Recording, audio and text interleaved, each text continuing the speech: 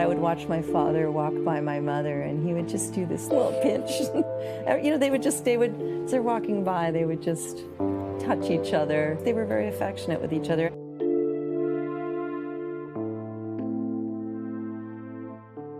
Paul Newman never wanted to be remembered as flawless. And now, at 63, his daughter is confirming exactly why. The world idolized him. But Newman spent years quietly recording a version of himself no movie ever showed. Insecure, burdened, regretful, and exhausted by the myth built around his face. Those intimate conversations with screenwriter Stewart Stern filled thousands of pages before disappearing into family storage, sparking rumors they had been destroyed. But when they resurfaced, they revealed a man far more human than heroic. Newman's daughter is now acknowledging the truth hidden inside those pages. And some of it challenges everything fans believed about the marriage, the fame, and the legend himself. How misfortune forged a movie icon. In 1925, in the quiet suburb of Cleveland Heights, Ohio, Paul Leonard Newman entered the world, arriving, of course, with those striking blue eyes that would one day make Hollywood stop in its tracks. But long before he became an icon, those eyes belonged to a spirited, trouble-chasing kid who preferred mischief over manners. Even then, he carried a charm so natural it could smooth over almost any trouble he stirred up. No one in Hollywood knew it yet, but a force of nature had just been born, and trouble was already well acquainted with him. Newman felt the pull of performing early on, yet his school years were far from glamorous. As a young Jewish student, he struggled to fit in, and was even excluded from his high school fraternity. A family friend summed it up simply: he had a rough time. And the truth was, Newman himself wasn't any gentler in how he viewed those years. Looking back, he described his teenage self with startling bluntness, saying he wasn't naturally good at anything, neither sports, academics, romance, nor leadership. Those doubts weighed heavily on him, but choosing to step outside his comfort zone would ultimately change everything. His family life didn't offer much warmth either. His father, Arthur, owned a sporting goods store and expected Paul to take over one day. Their relationship, though, was cold and tense. Arthur was a hard-drinking, no-nonsense man who rarely showed encouragement, leaving Paul feeling like a disappointment in his eyes. His mother, Teresa, presented a completely different kind of turmoil. Coming from the old Austro-Hungarian world, she was high-strung, obsessive about appearances, and emotionally unpredictable. One moment she treated Paul like royalty, the next she erupted in fury. Outwardly, their home looked proper and polished, but underneath was a constant undercurrent of chaos. Yet even with all that, Newman managed to find a direction of his own. His first time on stage came at age 7, playing a tiny court jester in a production of Robin Hood. By then, he was already performing at the Cleveland Playhouse and fully immersed in children's theater. Acting had hooked him early. After graduating from high school in 1943, he attended Ohio University and joined the Phi Kappa Tau fraternity, but his college life was brief. World War II was unfolding, and Newman chose to join the Navy. He wanted to be a pilot, and the widely repeated story is that colorblindness kept him grounded. But the truth was simpler. He later admitted he just couldn't handle the math required to fly. Instead, he became a radio man gunner. Then came the moment that could have ended his story entirely. In 1945, his unit was supposed to join the aircraft carrier USS Bunker Hill. At the last moment, their pilot developed a severe earache and couldn't fly, forcing the entire crew to stay behind. Days later, the Bunker Hill was struck in a devastating kamikaze attack that killed hundreds. Had the flight gone as planned, Newman likely would have been among the casualties. He survived the war, and when he returned home, he made sure every ounce of that second chance counted. After World War II, Paul stepped into a period of trial and discovery, taking on whatever work he could find while figuring out what kind of life he wanted to build. He sold encyclopedias door to door, tried his luck as a traveling salesman, and even spent time training as a boxer. But eventually, his journey led him to Kenyon College in Gambier, Ohio, where the spark of acting fully caught fire.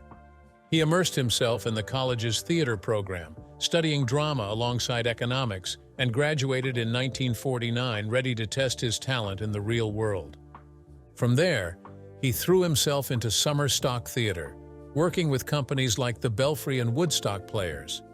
Those early seasons acted as his informal acting boot camp, sharpening his instincts and teaching him how to command a stage.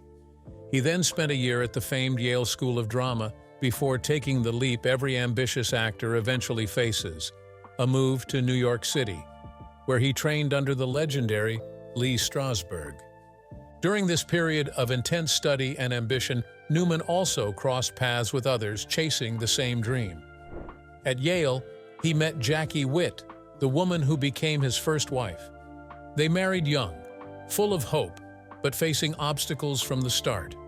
Paul's mother, Teresa, disapproved of Jackie, viewing her as socially beneath the Newman family.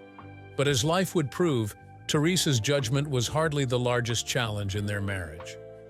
Paul's big break arrived in 1953 when he joined the cast of the Broadway play Picnic, and it was on that same stage where the earliest sparks of one of Hollywood's most enduring love stories quietly began.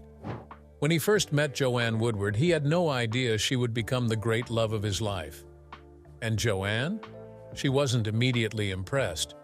Yes, Paul was handsome, but she thought he looked a little too clean-cut, too perfect, like someone straight out of an ice cream soda advertisement. The chemistry wasn't instant, but something deeper was about to unfold. For Paul, the initial draw was simple attraction. But as he got to know Joanne, admiration replaced infatuation. He began to fall for her in a way he couldn't ignore, and soon enough, she found herself feeling the same pull toward him. But their great romance began under complicated, even scandalous circumstances. Newman was still married to Jackie Witt, and they already had 2 young children at home. When he entered into an affair with Woodward, secrecy became a daily burden. He tried to maintain a normal life with Jackie while nurturing a passionate, hidden relationship with Joanne. Incredibly, he and Jackie even welcomed a 3rd child while his affair was still ongoing. Newman later admitted that he felt guilty as hell and deeply tormented by the betrayal, but his feelings for Joanne kept drawing him back. After Picnic ended, Paul and Joanne went their separate ways for a time, perhaps trying to put distance between themselves and the mess of their situation. But fate had other plans. A few years later, they crossed paths again unexpectedly, and every feeling they had tried to bury came rushing back. This time, they didn't ignore it. As their relationship deepened, they discovered they shared more than an attraction. They had similar upbringings, successful fathers, and complicated mothers whose influence weighed heavily on them both. That understanding created a bond that felt undeniable. Their affair grew more intense, and as they made the move to Hollywood, each one landing coveted studio contracts, it became clear they were stepping into a new chapter, not just in their careers, but in their lives together. How one bad movie changed everything. Paul's path into Hollywood wasn't exactly the smooth rise people might imagine today. According to the New York Times, he first appeared on the big screen in 1954 with The Silver Chalice. But the film didn't make a splash, and it took more than a year before audiences truly noticed him. His real breakthrough came when he stepped into the role of boxer Rocky Graziano in Somebody Up There Likes Me. The opportunity arrived under tragic circumstances. James Dean, who was originally slated for the part, died in a car accident before the script was even finished. One might expect that Newman would hold sentimental feelings about the film that helped launch his career, but the opposite was true. After watching it, he was horrified. He would later declare it the worst movie made in the entire 1950s. The Silver Chalice, based on the 1952 novel of the same name, told the story of a Greek sculptor sold into slavery. Despite sharing the screen with stars like Pier Angeli and Natalie Wood, Newman despised nearly everything about the production. He hated the costumes, he recoiled at his own performance, and he was especially irritated that critics kept comparing him to Marlon Brando. So embarrassed was he that he famously spent $1,200 on ads begging people not to watch the film. Ironically, the warning had the opposite effect. When the movie eventually aired on television, Viewers tuned in out of sheer curiosity. Ratings soared, at least until people actually saw it. It quickly cemented its reputation as one of the worst films of its era. Still, while Newman didn't become a star overnight, he didn't have to wait long. The more significant challenge was growing into himself as a serious actor. He committed to exploring his craft, taking deliberate time to figure out who he wanted to be on screen. Early in his career, the constant comparisons to Brando followed him everywhere. The two were close in age and both rose to fame through adaptations of Tennessee Williams' plays. Brando with A Streetcar Named Desire in 1951, and Newman with Cat on a Hot Tin Roof in 1958. Fans often confused him for Brando, and instead of correcting them, Newman leaned into the moment. According to Mental Floss and Men's Journal, he signed countless autographs as Marlon Brando, later estimating he'd done it at least 500 times. He joked about how different they were as people, noting that Brando had a rebellious streak he himself never possessed. At one point, he even recalled being mistaken for James Dean, proof of what it meant to be a young, handsome Hollywood actor in the 1950s and 60s.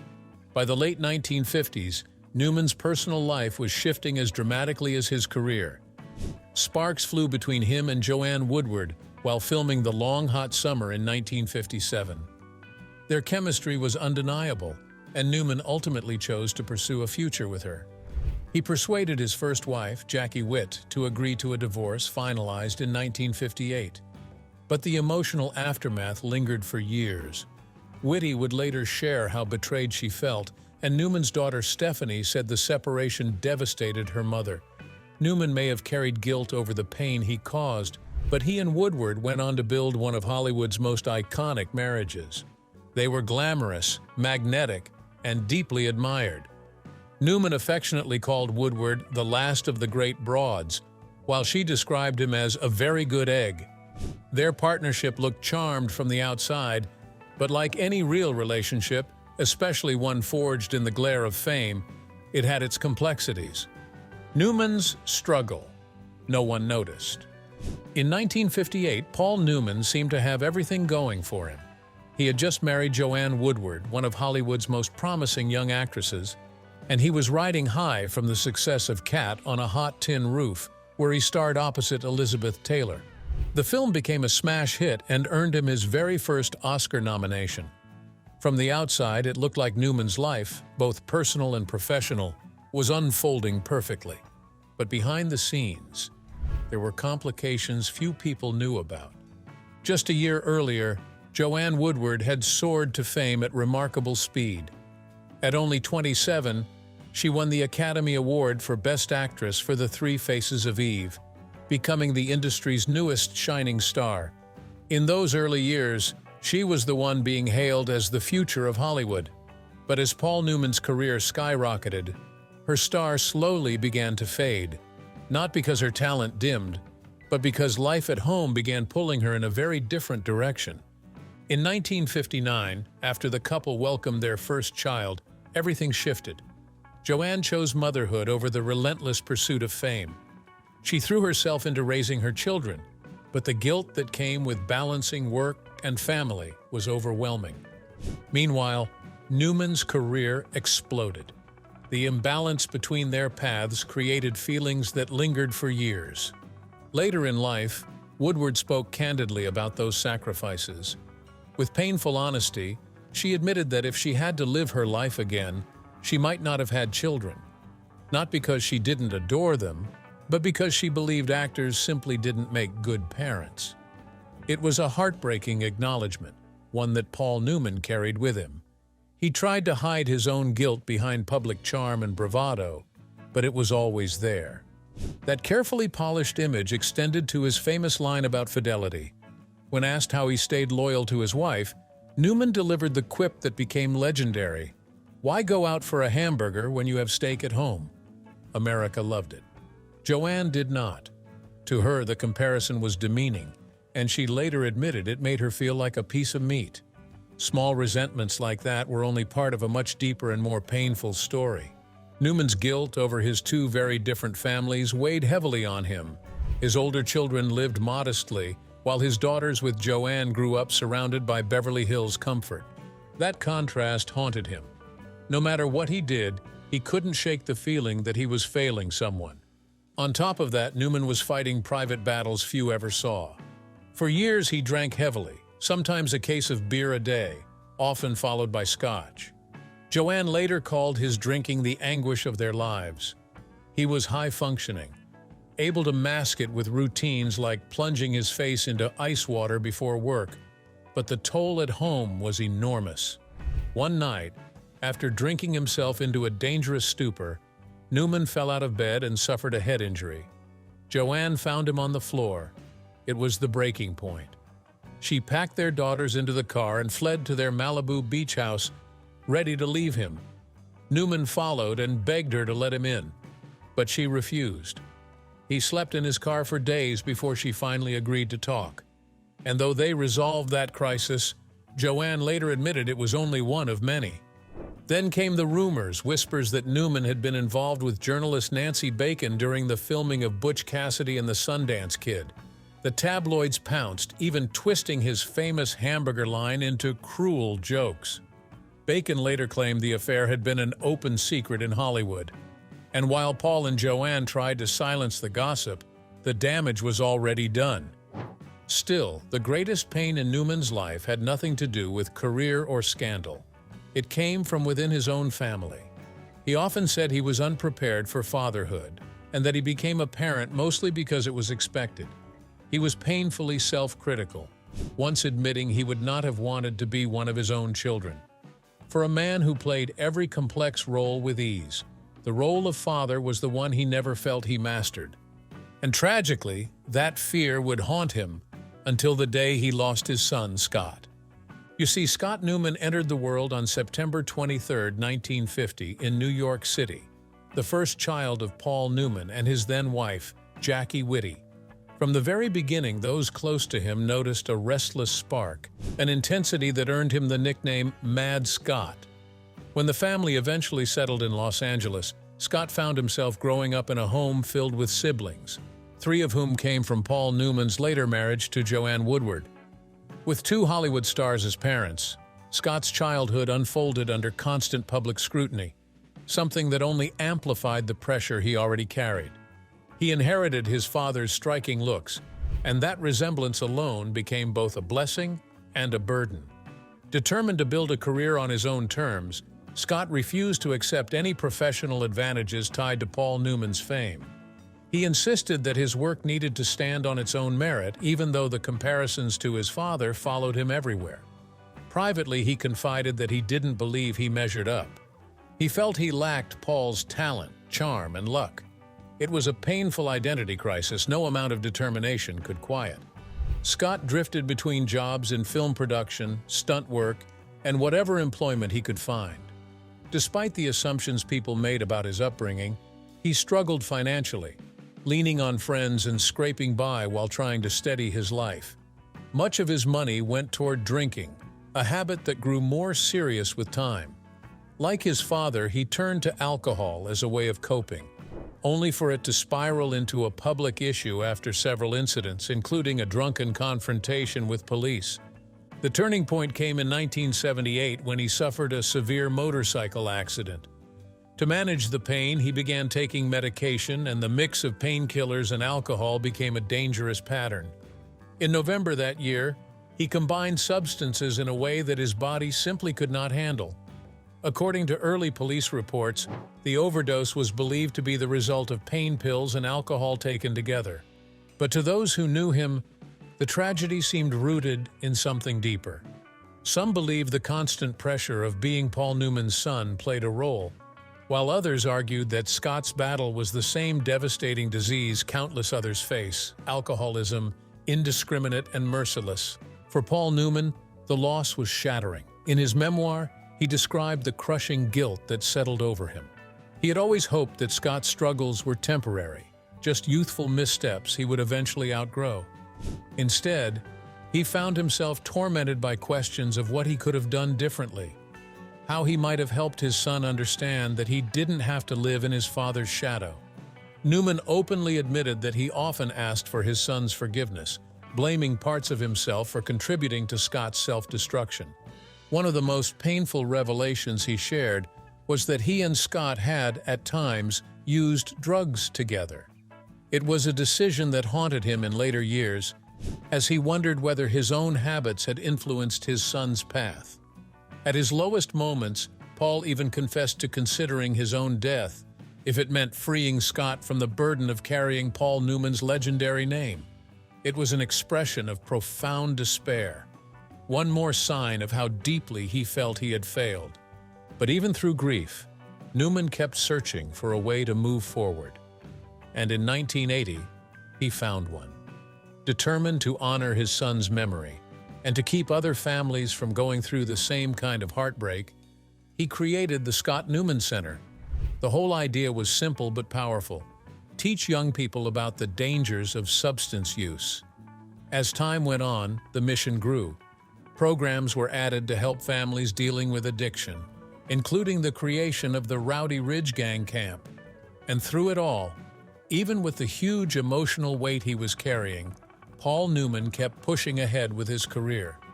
The final chapter Newman never shared. By 2007, Paul Newman had reached a point where he felt the acting chapter of his life was finally closing. He said as much himself, admitting that the craft he'd spent decades mastering now felt like a finished book. Even so, he wasn't ready to fully disappear from the screen. He continued lending his unmistakable voice to animated projects like Cars and Mater and the Ghostlight, and he remained deeply connected to the racing world, still showing up at IndyCar events with the enthusiasm of someone half his age. Around this same time, he also made a quiet but significant shift in his role at Newman's Own. Instead of continuing to run the company directly, he stepped back and brought in a board of directors, naming Robert Forrester as chairman. But in true Newman fashion, he made sure the heart of the company remained with his family. His daughters retained control through their charitable foundations. Even in stepping away, he kept the legacy anchored to the people he loved. Newman had always been intensely private, and 2007 to 2008 showed just how strongly he held to that. When he handed over Newman's Own, he didn't stage a press conference or a farewell speech. He simply transferred his ownership to charity and moved on. When he became ill, he kept that to himself as well. While tabloids churned out story after story, claiming he'd undergone lung surgery or that he was spending his final days in a New York hospital, Newman met the speculation with dry humor. When asked what he was being treated for, he offered a famously deadpan reply: athlete's foot and hair loss. Still, those close to him knew the truth.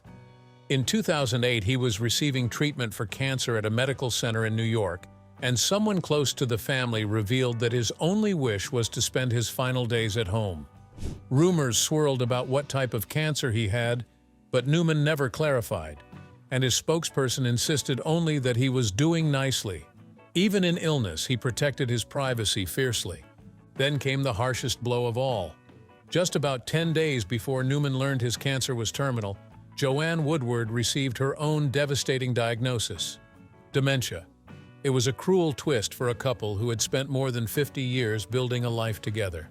On September 26, 2008, Paul Newman passed away at his Connecticut home, exactly where he hoped to be. Almost immediately, tributes poured in. Robert Redford, his closest friend and longtime collaborator, said that he had lost a real friend and that both his life and the country were better for Newman's presence. Elizabeth Taylor spoke just as warmly, calling him a man of goodness, kindness, and absolute integrity.